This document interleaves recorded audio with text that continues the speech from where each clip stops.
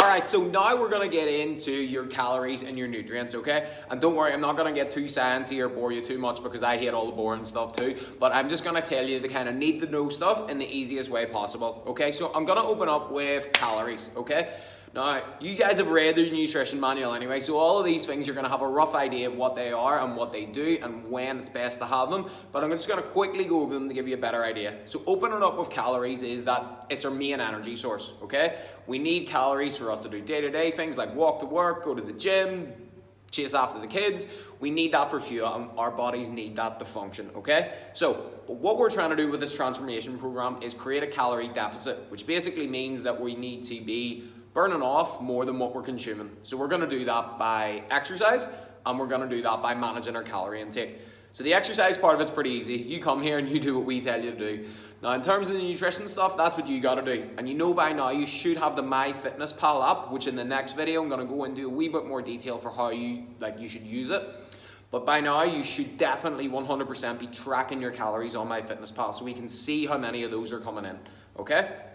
Next thing we want to get into is protein, okay? Now, you've probably seen one of my earlier videos that I ranted and raved about the importance of that, and I really hope by now you're getting protein into all of your meals and a good portion of it. And if you've been posting in the Facebook group like you should be, I'll be giving you plenty of feedback on that.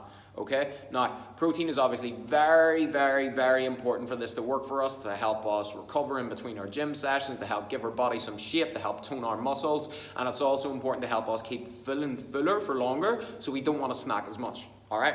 Now the next thing we're going to get into is carbs. Now again, you should have read through these in the nutrition manual. Carbs are great and they are a good energy source, but in terms of you losing body fat, a good way to kind of manage your carb intake is to have it in and around your training sessions. Now, we're not as such putting you on a low carb diet or anything like that, but it's best that your body, it breaks down carbs best in and around training. So you're best to have the bulk of your carbs in and around your training sessions. So on days that you're not going to the gym, I would recommend trying to keep your carb sources a wee bit lower, especially because you're not burning as much energy.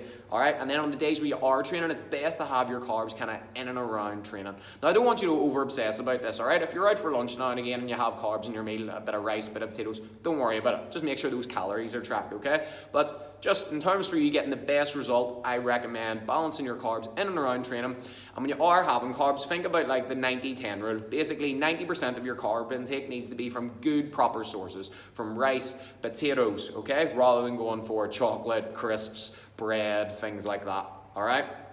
Now, last one is fats, okay? Now, fats we need to be very careful with because these are the nutrients that have the most amount of calories in them, all right? Now, you're going to get fats, as you've read in the nutrition manual, from like oils, nuts, oily fish, red meats, things like that. Now, what we can use fats to our advantage for is when we're not training. On days where we're not going to be consuming so many carbs, it'd be good to keep your fat intake up. Now, it's really, really important that your fat intake, just like everything, gets tracked on MyFitnessPal because as I said before, there's a lot of calories that come with fats, okay? And as well, when you're on your MyFitnessPal, I'm going to go into this in more detail anyway, but obviously like your oils and things that like that you cook with, we need to make sure they're tracked, okay? So that's pretty much calories covered, protein covered, carbs covered, and of course your fats covered as well. So if there's anything you're not too sure about with those or you want to go over in more detail, hit me up with an email or speak to me and one of the coaches when you're next in the gym and we'll be happy to go through that with you.